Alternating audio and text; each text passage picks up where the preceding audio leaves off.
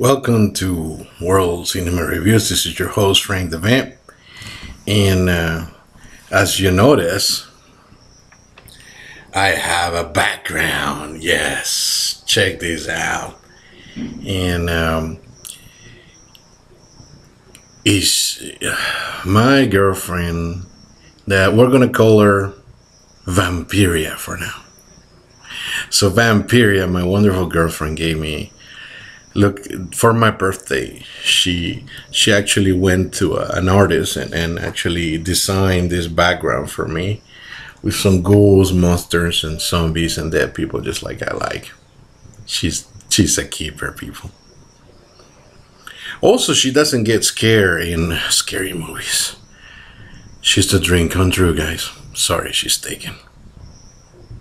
Anyhow, she was nice enough to give me this, so I'm going to be nice enough to use it, and I love it. So instead of seeing my white background here, you're going to see that. Plus, you're going to see many channel changes. Hopefully for the better, because I try to improve my production values and stuff, from amateurish to not looking that I'm so amateurish. Anyways, but we're going to have the same bloody content that we always have. And since we're having awesome bloody content, why don't we start with the Grindhouse segment? Basically, the Grindhouse segment is when I talk about two movies, usually they're very campy, very fun, very horror related ones, and I talk about them and, you know, make quick, good, cool reviews out of both. And what best to start with one of my favorite comic books of all time, Tales from the Crypt. Yes, I'll try to keep my John Cassier impersonations to the low, so forgive me. So basically, there's 3 movies that were made from this awesome show. We will not be talking about the last movie. I think it was called Ritual. It's very low budget, it's poorly puppeteer, and it pretty much doesn't have the same feeling as the show. If you remember, Tales from the Crypt was this wonderful retelling of all the adapted stories from the E.C. Gladstone comic books.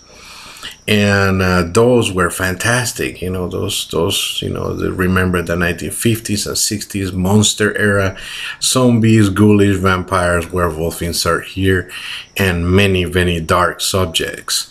And because of the success of the HBO show, two great movies were spawned, and a third one just tried to cash in. So for our Grindhouse first time ever double feature, today I present you Tales from the Crypt presents Demon Knight and Bordello of Blood. Let's talk about Demon Knight first. Remember Billy Zane? He was awesome. He just appeared in the second Zoolander movie. Yeah, poor guy. But there was a time where he could show that he had acting chops, such as Titanic and as the bad guy. And the Phantom, which I think is actually underrated, and it's actually fun, dumb fun, but I think that he never got the cool credit that he deserved. But he stars as a real deal demon here in this story, where basically you get how can I say, it actually begins with a guy running away from another guy. And it's not clear what's going on. Later we find out that this person gets trapped with some other strangers in a house, and a war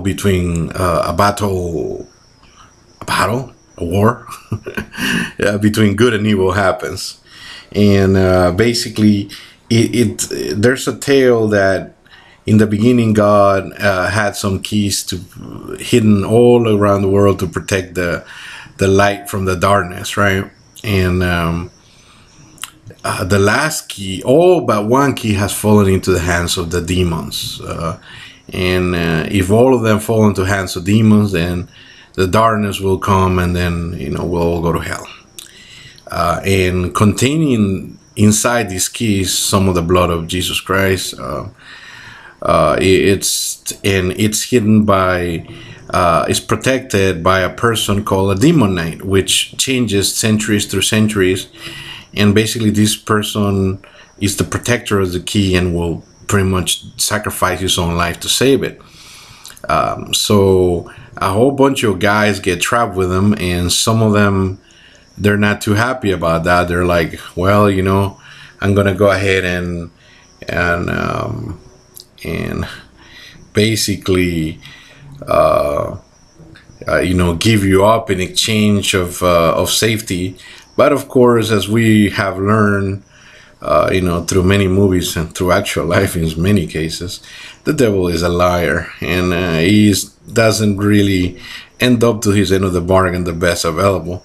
The movie has a lot of in-jokes, dark humor, awesome special effects, a lot of practical ones, lots of boobs. It's hard, I like the version for television has girls in bikinis, not so much the theatrical version. And it has everything. It has the Crypt keeper in the beginning and the end. I couldn't recommend more that you watch Demon Knight. It's fun, it's campy, it's great in all the right ways. Definitely, I will say that's something you can sink your teeth into. Now, for the second half of the Grindhouse, we got Bordello Blood, starring Dennis Miller and Corey Feldman. And Bordello Blood is a different animal. It's way more campy. Pretty much has this funeral home. It's pretty much a front for a bordello, which is a front for a vampire coven. And Angie Everhart, the awesome hottie Angie Everhart, basically lures young stupid man who will pretty much serve as dinner for her and her companions and minions. And it's really cool, the fact that Dennis Miller is kind of like this investigator that doesn't swallow the thing, and then something's find out that it's actually even the vampires are sometimes with some fake evangelical dude that he didn't really and it's, how can I say, it doesn't have the same punch as the first one, but it's still lots of fun. And Corey Feldman, vampires. What else do I need to say? The movie is also filled with the same humor. There's a lot of nudity, risque things, and really B-movie quality awesomeness. Plus, and awesome segments by Junkies here and the Crypt Keeper. So yeah, I totally recommend these two.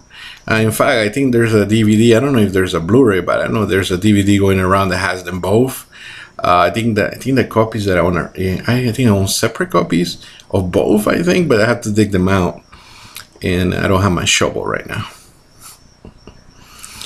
So there you have it. These are really quick reviews and recommendation of two Grindhouse movies that I recommend you watch back to back. You will, if you're really curious, you can watch Ritual. You won't get the same enjoyment though. Anyways, take care, be blessed, and watch out, because there's a lot of things that are bumping the night, and one of the things might be me. Take it easy. See you next installment of Grindhouse.